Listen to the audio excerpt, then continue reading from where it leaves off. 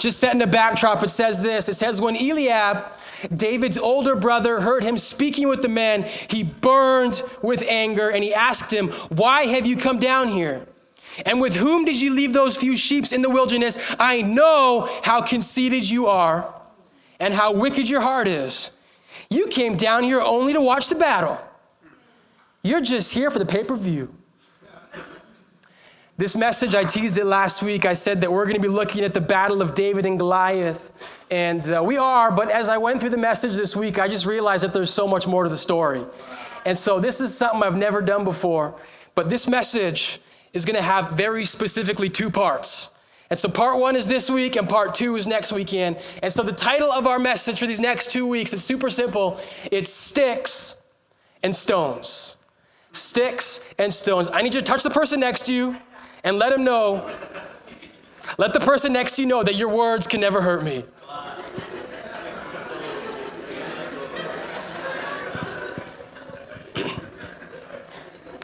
So I'm not sure if any of you guys have been getting these phone calls, but am I the only one that's getting calls like every single week from the government or the CRA saying I'm in big trouble? Yeah. Anyone else getting these calls? Yeah. Come on, somebody. I thought I was alone. Now, I don't know if it's the same with you guys, but these calls are all from like obscure area codes, like from the United States. And now the thing is this, like every time I see this obscure area code, I know it's probably a scam. But there's also a part of me, and it's my ego, and it's like, well, maybe there's someone from Alaska that's heard about me. And they want to ask me to come up there and speak. And so every time I get these phone calls, like, I know in my heart it's a scam, but I pick it up every single time like a sucker. And so if you guys, your calls are like this, it's an automated message, right?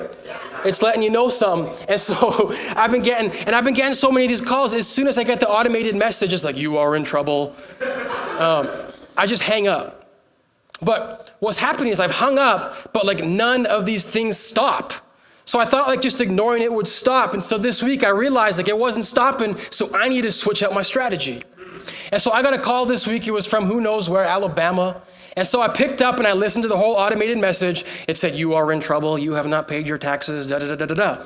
Then it said, press 1 to avoid severe punishment. So I'm gonna help all you people out here. If anything tells you to press 1 to avoid punishment, you are being scammed. Just simple advice for you. And so I pressed 1 because I'm like, let's see what happens. Like I've never listened this far before.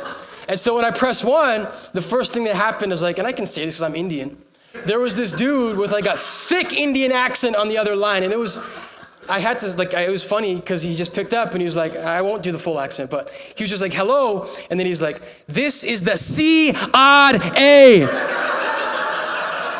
And like, just like super loud, but it was hilarious.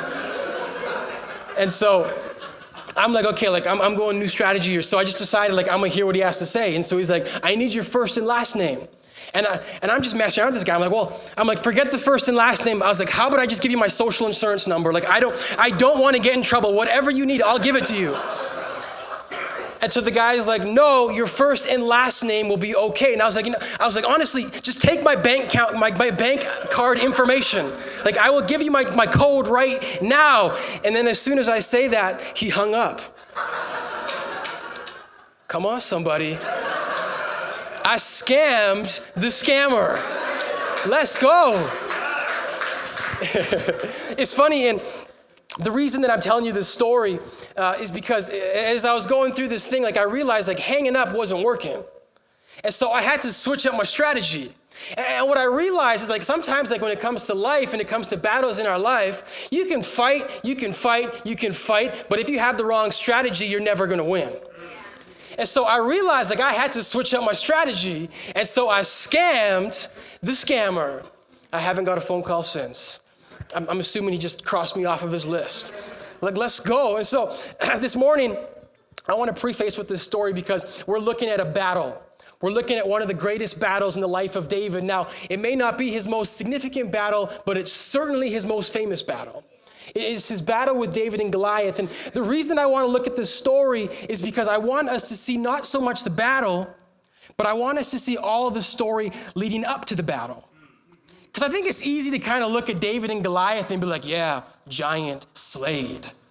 But there's more to the story. There's more to the story. And so this morning, I want to look at all of the things surrounding the battle between David and Goliath, because we're going to see something. And so if you were with us last week, you'll remember that David was anointed to be king of Israel. This is where we left off. And so all that means is that David has been chosen to be the next king. But Saul is still the current king of Israel. And so here brings up I think one of the most fascinating things about David's story is that God has taken the prophet Samuel and he tells David that you are going to be the next king of Israel. But what happens is David is not king for another 15 years. He gets this promise, but then he's nowhere near the promise for the next 15 years. And the reason I want us to see this is because this is how God often works.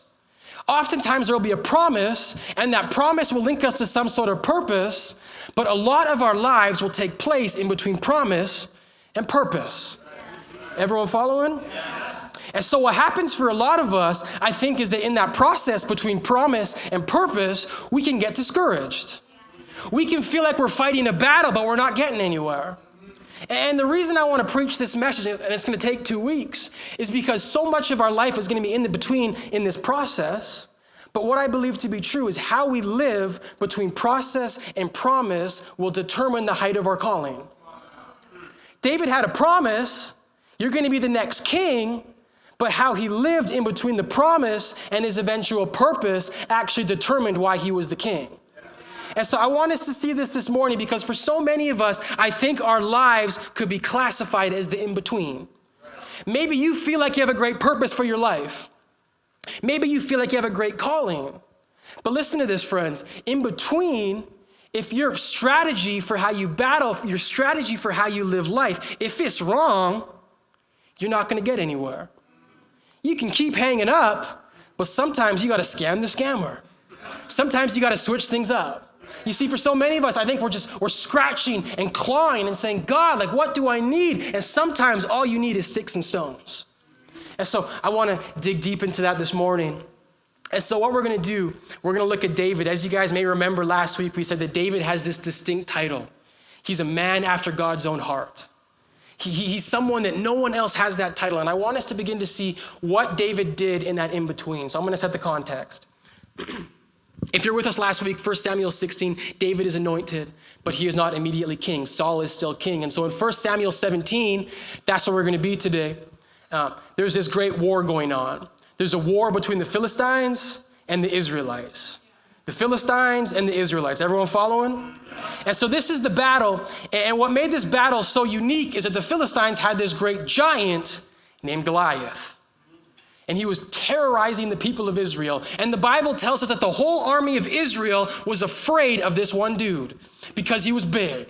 The Bible tells us, and there's kind of a debate depending on what translation you're looking at, but he was anywhere between 7 and 9 feet tall. He's a big dude. And so the whole nation of Israel was terrified of him. And specifically, Saul, the king, was terrified of Goliath. Last week, we found that the Spirit of God had left Saul. One of the main markers that the Spirit of God has left is that you are overcome by fear. I'm not saying that if you're always afraid, God's not with you. I'm saying you're overcome by fear. Fear is the only thing that and so Saul was overcome. He was dominated by fear. And so the nation of Israel is in this great battle. The people are scared. I want us to see David. 1 Samuel 17, it says this. Verse 12, we're starting in. And Prince, could you close the back door? I love you so much. 1 Samuel 17 says, Now David was the son of the Ephrathite named Jesse, who was from Bethlehem in Judah. Now Jesse had 8 sons, and in Saul's time he was very old. Jesse's 3 oldest sons had followed Saul to war. The firstborn was Eliab, the second Abinadab, and the third Shammah. Look at this. David was the youngest. The 3 oldest followed Saul, but David went back and forth from Saul to tend his father's sheep at Bethlehem. Now, I want us to see this because there is this great war going on. This is the greatest war that the nation of Israel had seen. And the Bible tells us that David, the future king, the anointed king, he's tending sheep. I need us to see this. Because David, and this is the in-between, David must have felt like he had this great calling on his life. I'm not sure about you guys, but if someone told me I'm gonna be the king, I'm gonna start living like the king. Like, let's go. And so there's this part of David that had to have been like, there's this battle going on, there's this war going on. This is my war. This is my battle, I'm the king. But the Bible tells us that David is going back and forth tending his father's sheep. He was tending his sheep. And so listen to this, friends. Although he was called to greatness, David still had a responsibility. He was still called to be with the sheep with his father. And so listen to this. We're talking about how do we live in the in-between? How do we reach that place where we're between promise and purpose? Here's the first thing. Greatness always begins with faithfulness. Greatness always begins with faithfulness. You see, instead of being at the war with his people, David was tending the sheep with his dad. Now, here's the thing that I love so much about this story. If you're with us last week, you may remember, David was anointed in front of his whole family. His brothers were all there, and his dad was there. And so David, if he wanted to, when his dad was like, son, let's go back to the sheep, David could have flexed. He could have been like, Dad, I'm not sure. Like, I don't know, my memories, you don't remember last week? This the king you're talking to. Like David could have flexed if he wanted to, but instead he was faithful. And I can't help but believe David must have been fighting this constant temptation to believe that being a shepherd was beneath him. Have you guys ever been in a spot where you feel like something is beneath you? It's like, I remember when we started this church, like I had to start working part-time jobs. And the hardest thing for me was my own ego. Because I had worked in full-time ministry for 4 years. I'd gone to school, I had a college degree, and I was working with kids straight out of high school. And so it was really tough for me because I felt like this is my ego. It's like, this is above me, this is below me. I'm above this. And so I can resonate with David because I think David, there had to have been a part of him that was like, I'm above this. But I love David. And there's a reason that David is a man after God's own heart. Because David realized although he was called to greatness, he was first called to service. He was called to be faithful where he was, tending his father's sheep. And so here's the point I'm trying to draw out for us, friends. If you want to be great, you must first be faithful. You must first serve. How do we live in the in-between? Wherever you are in your journey right now between purpose and promise, God is saying that you need to be faithful. You need to serve. Greatness begins with service. It's as simple as that. In Luke chapter 16, Jesus puts it like this. I love Jesus. He says, if you're faithful in the little things, come on, if you're faithful in the little things, you will be faithful in the large ones. But if you're dishonest in the little things, you can't be honest with greater responsibilities. You see, sometimes in order for God to elevate you to greatness, he first needs to keep you down here. Because what God is saying, he's saying, if you cannot serve, how can you ever lead? Listen to this. He's saying to David, David, I have a great flock for you, a whole nation for you, but if you can't tend these sheep, how can you ever tend my people?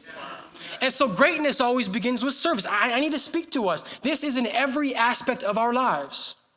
Because I think innate in all of us is this idea to be great. We want to do great things. We want to have a purpose, and that's fine. But we need to begin to switch our idea of what purpose looks like. Because we always think position. We always think it's something where people can see me. But sometimes the greatest things you will ever do is serve.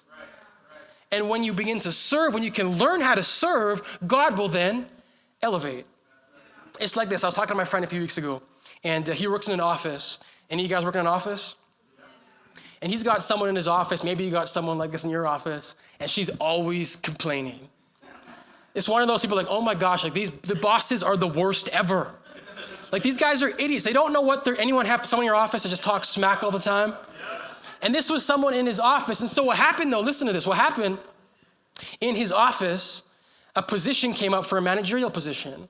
And so this lady that was always talking smack, always complaining, she was like, you know what? I'm gonna be the change I want to see. I'm gonna apply for this managerial position, which is great because she's like, I'm not gonna complain, I'm gonna do something. And so she applied, and that's great. But guess what happened? When she goes to the interview, she's qualified, she has years of service, she's been there for a long time, but the very people who are interviewing her are the ones that she was talking smack about. You guys know what happens in an office? I'll give you guys some advice. Chances are, if you're talking about other people, they're talking about you. And so everything that she said got back to her manager. And so although this lady was qualified, although this lady was being the change she wanted to see, as soon as she applied, the manager said, next. Why? Listen to this. Jesus says, if you can be faithful where you are, this faithfulness is directly tied to service. And so this is for all of us. If we can't honor our bosses, we better not expect to be elevated. You need to serve. And sometimes it's not going to always be easy. Sometimes you're not going to agree. Sometimes I can't imagine that David was 100% okay with this. There had to be a part of him that was like, I need to be in the battle. This is my fight. This is my war. But part of being faithful is submitting to those who are above you. David knew he was destined to be the king, but he still submitted to his father, Jesse. Wow. Listen to this, friends. We are all under someone. And this is how the kingdom of God works. If you want to be elevated, you first need to be served. You first need to serve. Greatness starts with faithfulness. And how do we live between the promise and the position we serve? The kingdom of God works the same way. You want to be elevated in any aspect. If you want to be elevated in church, don't say, these are my talents, these are my gifts. Say, what can I do? Where do you need me? I'm here to serve. Greatness starts with faithfulness. Look what happens next, verse 17. Now Jesse said to his son David, he said, take the ephah of roasted grain and these 10 loaves of bread to your brothers and hurry to their camp. Take along these 10 cheeses to the commander of their unit. See how your brothers are and bring back some assurance for them. Look at this. There was Saul and all the men of Israel in the valley of Elah fighting against the Philistines. Like Jesse, as if David didn't know what they're doing. He's like, David, I know you're with the sheep, but there's a war going on. Like he kind of just rubs it in. Like they're in a battle, you're just with the sheep. But and to make things even worse, if he wasn't a shepherd, now his father's like, David, I need you to go bring bread and cheese to your bros. I need you to go bring some crackers, and this is the king. I need you to go bring some crackers and cheese to your brothers. Here's the thing I want us to see. Before David was ever a warrior, he was first a servant. In this series, we're going to see David's greatness. But there's more to the story. We want to focus on greatness, but we need to first see service. He says, go and bring your brothers crackers and cheese. They're hungry. I love this though. Look at this. Write this one down. You guys have notes, I hope. Your faithfulness will always lead to a place where we see God's greatness. Your faithfulness will always lead to a place where God shows us his greatness. Because look what happens. David goes there. David goes to the battle. And the only reason that he's not going there to fight. He's going there to bring his brothers crackers and cheese. But look, when we are faithful, God elevates. When we are faithful, God puts us in positions and we're not even sure how we got there. Watch this. The Bible says this. It says that David went. He goes with his crackers and cheese. And in this perfect moment, this perfect timing, as soon as David gets to the battle site, this giant Goliath comes out. At the exact time David gets there. David knows there's a fight, but he does not know who Goliath is. And it's so interesting because when Goliath comes out, he's this menacing giant. And David sees the whole army of Israel and they're scared. They're like, oh my gosh, who's this? Like, he's back. And they kind of just run away. And David has not seen this before. But David rolls and he puts away his crackers and cheese because he sees this. And then he says this in verse 26. David saw some men standing near him. He kind of nudges them. He's like, what will be done for the man who kills this Philistine and removes this disgrace from Israel? Everyone else is running away. And David's running in. He's like, what's going to be done with this disgrace? I love that. Look what he says. He says, who is this uncircumcised Philistine? Uncircumcised means the same thing then as it does now. Who is this uncircumcised Philistine that he should defy the armies of the living God? There's so much here I want us to see. So much. You see, we're going to get to Goliath. Really not today. Sorry, I love you guys. But it's so easy for us to get caught up in the battle. But I need us to first see the faithfulness. Because look at this. This was not David's battle. He wasn't there. He was serving his dad. He was doing crackers and cheese. But look what happens. When David was faithful to the task that was in front of him, God set him up to be in the right place at the right time. Come on, you guys didn't see that. Yeah. It was because of David's faithfulness that he was at the battle. Yeah. And so God said, if you can be faithful in these little things, I'm going to set you up for greatness. So many of us, we go out chasing purpose. I want to make a difference. I need to, and we go chase and we chase and we chase. But I'm here today to tell you that if you're faithful, look at this, purpose will chase you. If you're faithful, purpose will chase you. David didn't have to go looking, it came looking for him. And he said, who is this man that he should defy the armies of Israel? I love this. I love this. Listen, it wasn't David's zeal that brought him to the battle. It was his faithfulness. David was only there because he was serving Jesse. If we're faithful, purpose will chase you. You want to do great things, be faithful. It's like this. One thing that I'm a pastor, and so a lot of my job, like other than being with Christians, I spend a lot of time alone, right? Because I'm like preparing things, all that stuff. And then the other half, I'm like meeting with Christians and people from our team. And one thing I'm always like, God, like I don't want to always just be with Christians. If you're a Christian, I love y'all. But like there's something more out there. And so I'm always like, God, just give me opportunities to just like, and then I was talking to a group of people this week and I just said, man, I kind of get envious of you guys like in offices and in all these places because you're surrounded by non-Christians. Like I got to go out looking for them. And so I said, God, give me opportunities. And one thing that God always says to me, and I feel it in my spirit, he just says, get out of your basement because he ain't going to talk to anyone in the basement. And he's like, just go work places. And so I remember this one day, like I felt it like heavy in my spirit. God was just, and I had two options, library or coffee shop. And like, library is pretty well like my basement. Silent, like no one's talking anywhere. If you talk to them, they're like, get away from me, weirdo. This is the library. And so I felt it, like I just felt this kind of just urge from God. And he was like, hey, go to this coffee shop, go to this coffee shop. And I was like, all right, God, I'm gonna do it. And so I went to Good Earth in St. Albert and I worked for like 2 hours and nothing happened. And I'm like, what the heck, God? Like, I thought I felt something, right? But listen, that's not how God works. God just says, be faithful. Be faithful. You're not always going to see it. When David was first tending the sheep, I don't think he always saw it. But listen, I was at a coffee shop a few weeks ago, and when I was there, because God's always saying, get out, just get out, get out. When I was there, I ran in to an old friend of mine, and his name's Josh, and we got to talking, and I've seen kind of stuff on social media, and he was just telling me about this podcast that he has, and I already knew he had it, but we were talking, and then by the end of the conversation, it was really cool. He was like, hey, do you want to be on my podcast? And I was like, yeah, because like, and listen, this isn't a Christian podcast. These are two guys just talking about stuff. And they were like, do you, as a pastor, want to be on this podcast and talk about God? I'm like, yeah, they didn't say that, but that's what I knew was coming. I was like, yeah, for sure. And it was awesome. Like I was on the podcast this week. I know a lot of you guys, you listened to it, and it was cool. And God opened a door. But listen, this is what I'm trying to point out from this, is that when you're faithful, purpose chases you. You don't have to chase purpose. Purpose chases you. God just says, he just says, go out. Just go out, go out. You're not going to see it every single day, but one day, your faithfulness is going to lead to a place where we see God's greatness. And so David probably didn't understand it. Why am I here? But listen, your faithfulness will always lead to a place where God shows you his greatness. A little bit early. I love you. Can you guys give a round of applause? Come on, somebody.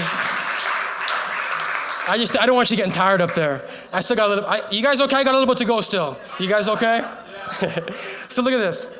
This is what I wanted to say. I think Mark called her up so we can call him out. This is the point I'm trying to bring out. Your position does not determine your purpose. Your position does not determine your purpose. God says, be faithful wherever you are. Be faithful in the little things. And if you are faithful in the little things, I will do more than you could ever imagine. And here's the beauty of this. I think that there's a reason that God did not want David in the battle. There's a reason. The Bible tells us that as the people of Israel were together, they were all speaking the same language. It was a language of negativity, right? This giant is so big, this army is so great, and we are so small. And you guys know what it's like. If you are surrounded by people that all speak the same language, you know what happens? you start speaking like them. And so the leader at the time, Saul, he was speaking fear, he was speaking negativity, and eventually the whole army was speaking the same way. And so maybe, listen to this, maybe God needed David to be tending the sheep because God didn't want David to be surrounded by those people.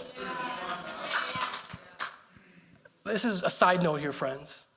If you have people in your life that you're surrounded with, come on, and they're talking negative things, they're talking about how their husbands never do this and they don't do that, talking about how you're going to eventually start sounding like those people.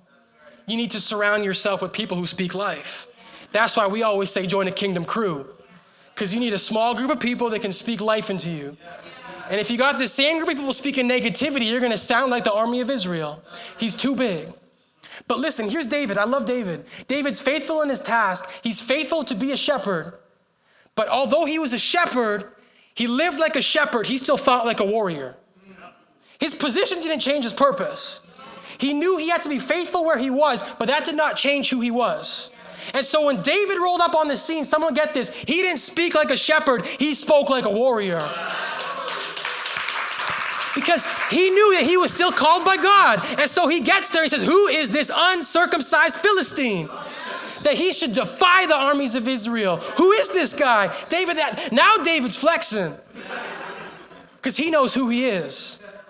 And there's always a proper place. He didn't speak like a warrior. He didn't speak like a shepherd. He spoke like a warrior. And so David gets there and his language is different.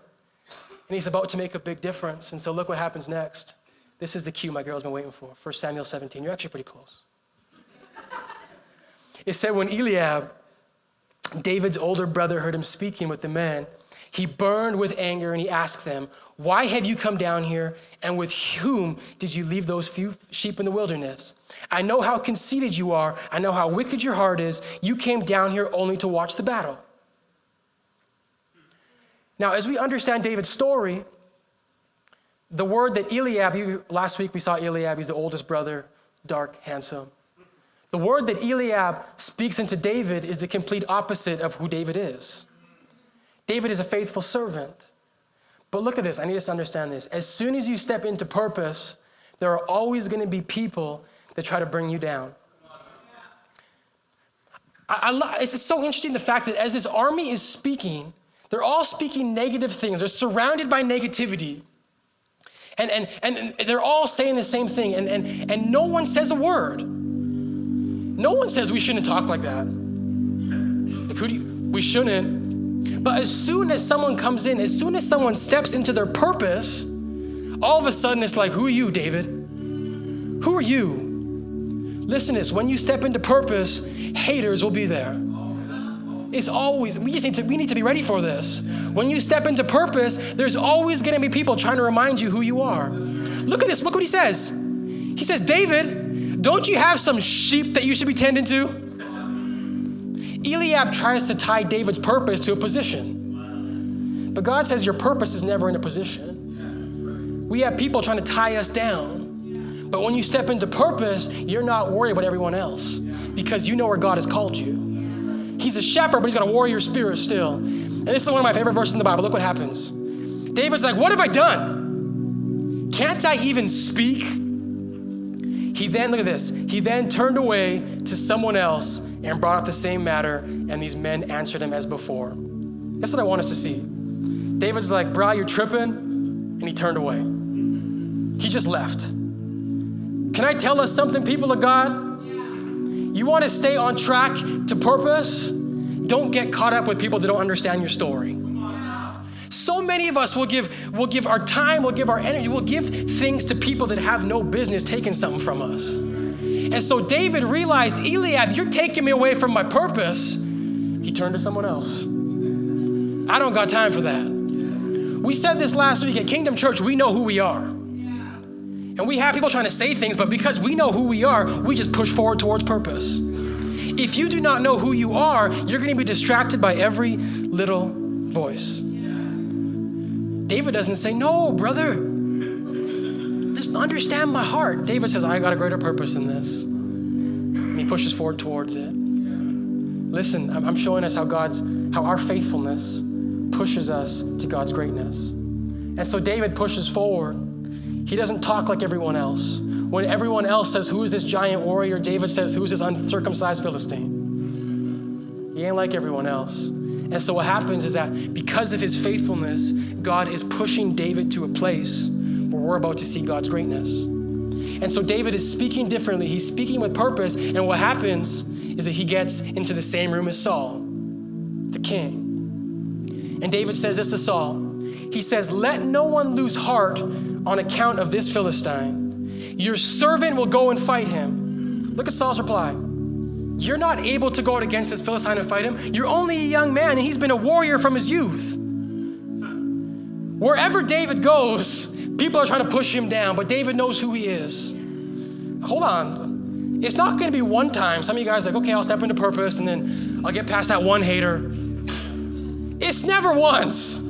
It's like a forever thing for the rest of your... But David knows who he is. Saul's like, you're too young, but look at David. David said, your servant, look at this, has been keeping his father's sheep. I've been with my dad, Jesse. When a lion or a bear came and carried off a sheep from the flock, I went after it and I struck it and I rescued the sheep from its mouth. When it turned on me, I seized it by its hair, I struck it and I killed it. Your servant has killed both lion and bear. I'm more than just a boy. I'm more than just a shepherd. This uncircumcised Philistine will be like one of them because he has defied the armies of the living God.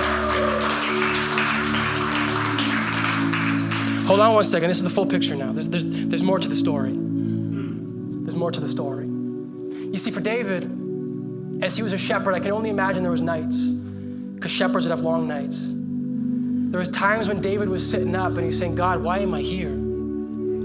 What's the purpose of me being here? I'm more than a shepherd. I'm a warrior. Now, maybe there's someone right now, you're in a place and you're like, God, why am I here? God, why am I going through this? There has to be something more. But the reason I want to show us this full picture, and I hope someone got it when we read through this verse, but all that David went through, all of his trials as a shepherd were just training for when he was going to be a warrior. Listen to this.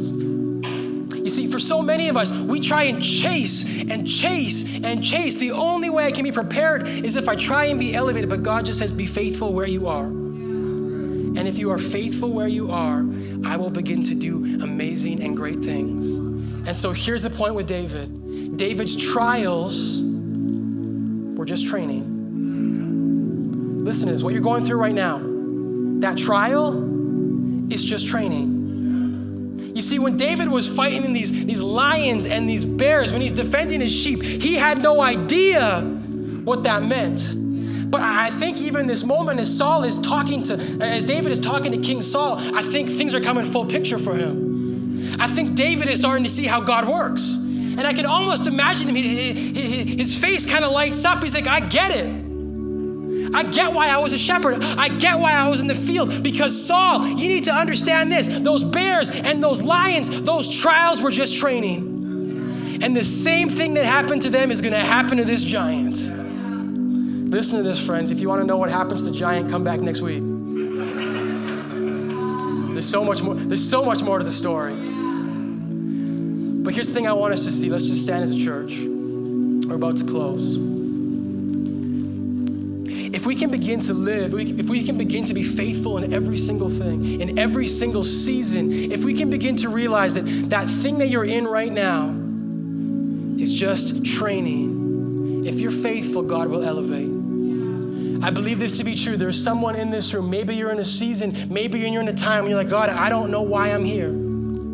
I don't know why I have to go through this. Listen to this, friends. What if your trial was just a setup for what God's going to do? It's a setup to see God's goodness, to see his faithfulness. Our trials are training. Position does not equal purpose, and greatness always comes from faithfulness. Now listen to this, friends. The same God that David serves, the God that we serve. And so every single week, we want to give people the opportunity to respond to Jesus. And so right now, throughout this room, every head is bowed, every eye is closed. We just want to give you the chance to respond to the goodness of God, the love of Jesus. If you want to give your life to Jesus for the first time, the very first time, you're saying, I want this God on my side. I want this God on my team. If you want to give your life to Jesus right now, I just want to encourage you guys to just lift your hand. Every head is bowed, every eye is closed. I'm gonna count to 3. All you gotta do is raise your hand. We're gonna sing one more song. But what you're saying is, I'm gonna give my life to Jesus.